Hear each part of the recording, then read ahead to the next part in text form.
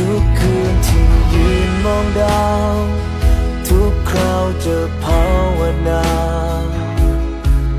ให้ดาวและเดือนบนฟ้าคุ้มครองนำพาเธอไปมีชีวิตดีๆมีความรักดีๆตามที่ตั้งใจโอ้ดอกฟ้าขนมลงดินสุดท้ายก็โบยบินขึ้นไปสู่แผ่นฟ้า